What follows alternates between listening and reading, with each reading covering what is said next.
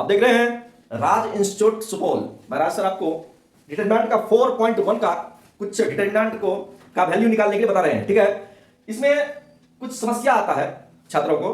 ठीक है, 3/3 का जो डिटरमिनेंट का वैल्यू निकालना है उसको डिफिकल्ट हो जाता है। तो देखिए कैसे इसको आसानी से हम लोग हल कर लेंगे।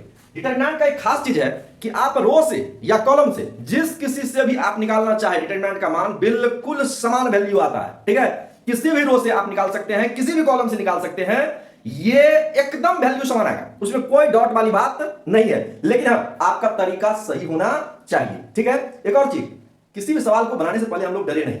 होता क्या है कि इतना सोच विचार कर लेते हैं, बनेगा नहीं बनेगा, बनेगा नहीं बनेगा, ऐसा कुछ नहीं। नियम आप जान रहे हैं, उसको इस पे अप्लाई कीजिए, सवाल बनेगा। देखिए कैसे हम इसको R1, ये आपका R1 है, R1 के सापेक्ष इसको एक्सपेंड करेंगे। ठीक है, R1 के सापेक्ष एक्सपेंड करेंगे। तो 3/3 की डिटरमिनेंट को तोड़ने के लिए का आसान तरीका है, आप जिधर से भी चले। तो मैं इसको लेता हूं सबसे पहले 3। तो जो एलिमेंट आप लेते हैं उसके रो को छोड़ देंगे और उसके कॉलम को छोड़ देंगे। इसमें एक और खास चीज है, आपको चिन्ह का ध्यान रखना पड़ेगा।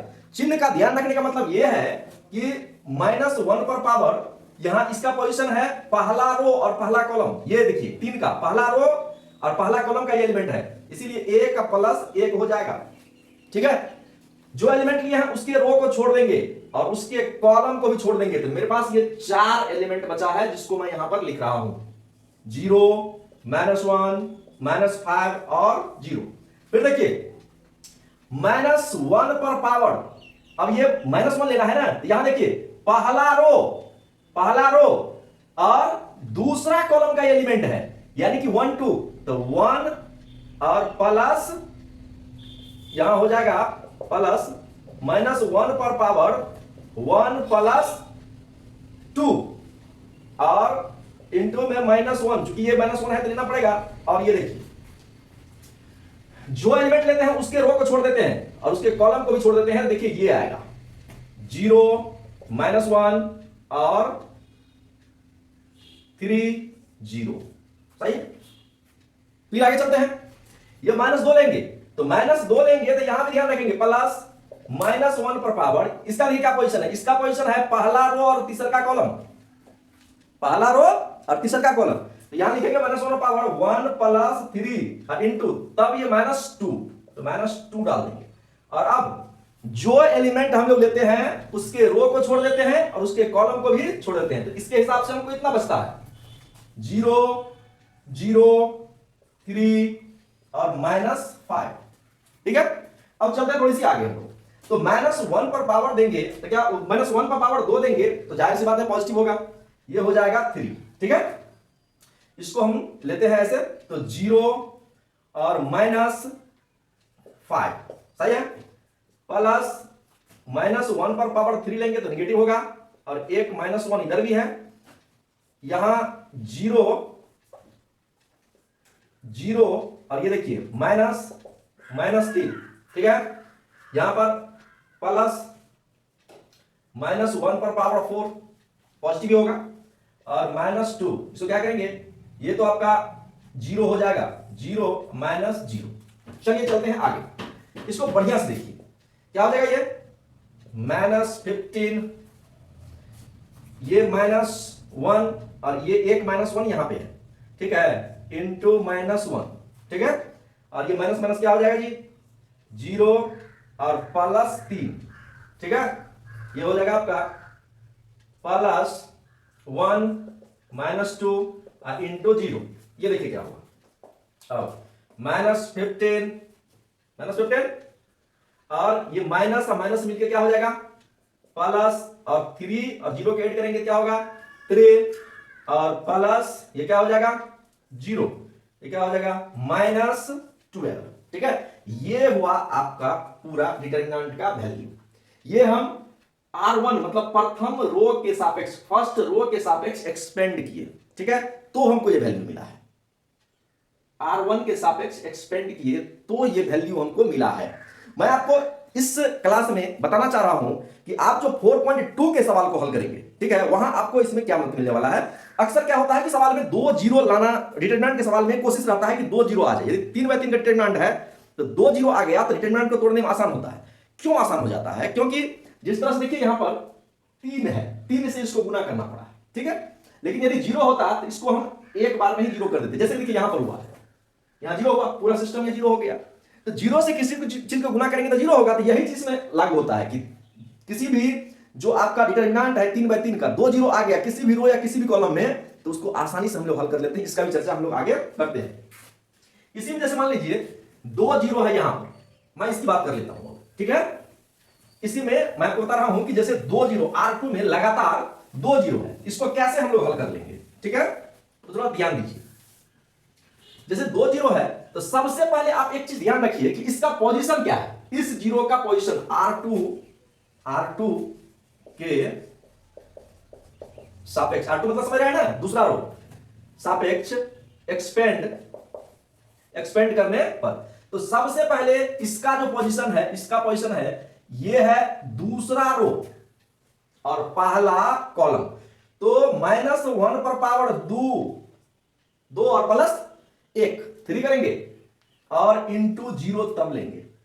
आपको मैं क्या कॉन्सेप्ट बताया हूं कि जो एलिमेंट लेंगे उसके रो को और उसके कॉलम को छोड़ देंगे, ठीक है। तो इसके रो को मैं छोड़ देता हूं और इसके कॉलम को छोड़ देता हूं, तो ये 4 एलिमेंट हमको बचता है यहां, -1 -2 -5 और 0।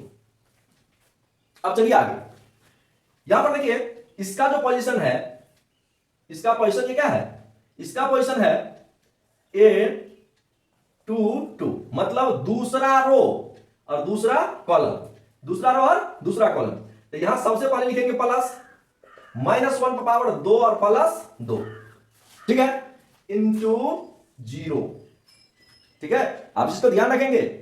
नेक्स्ट जो आपका क्लास है, नेक्स्ट जो चैप्टर है 4.2 और वहां से आगे इसका बहुत महत्व है कि 2 जीरो किसी भी रो या किसी भी कॉलम में है तो उस दोनों को छोड़ देते हैं हम लोग, डायरेक्ट जीरो लिख करके और आगे बढ़ जाते हैं। ये कैसे, ये चीज आपको यहां ही पता चलेगा। इसको गौर से देखिए, जीरो, अब देखिए क्या है, यदि हम ये जीरो लेते हैं तो इसके रो को हमको छोड़ना होगा और इसके कॉलम को भी छोड़ना होगा।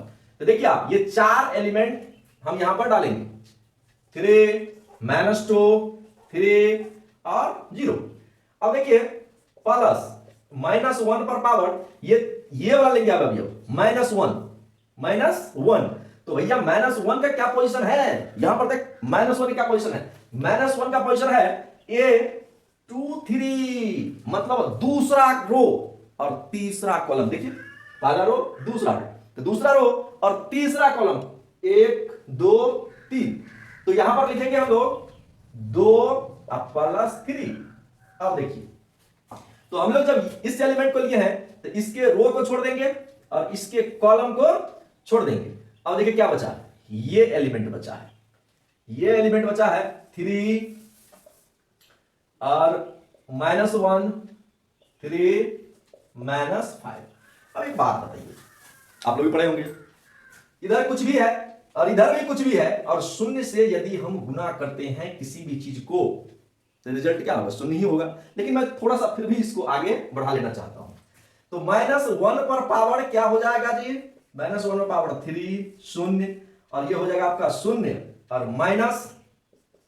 क्यों, क्योंकि 5 उतना ही 10 माइनस प्लस, ठीक है, ऐसा हो जाएगा प्लस -1 पर पावर 4 इंटू शून्य, क्या हो जाएगा शून्य और माइनस माइनस प्लस, ठीक है, एक माइनस इसका एक और माइनस डालेंगे तो माइनस क्या हो जाएगा +6, ठीक है, और प्लस -1 पर पावर 5 इंटू क्या हो जाएगा ये -15 और माइनस ये देखिए 3 माइनस में होगा और एक माइनस यहां लेते हैं, ठीक है, -3।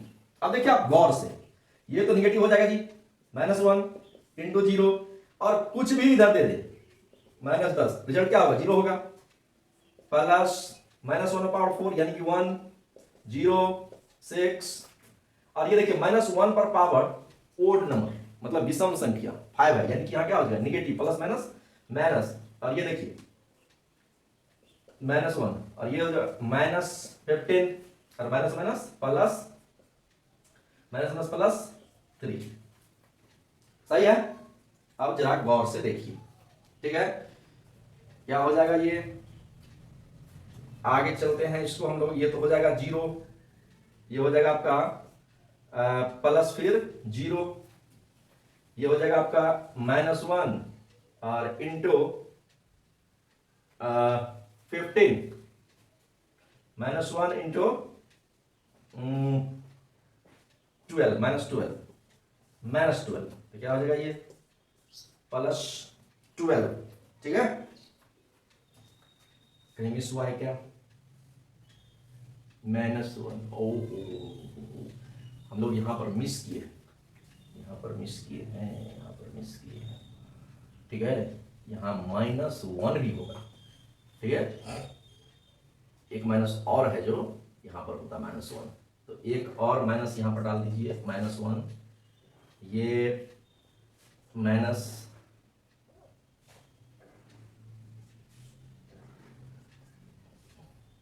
-1, तो ये हो जाएगा आपका -1, तो माइनस ये क्या हो जाएगा प्लस, या इसको कर लेते हैं थोड़ा सा हम लोग, माइनस प्लस, ठीक है, तो ये हो जाएगा आपका -12, ठीक है, थोड़ा सा यहाँ पर मिस हो गया था।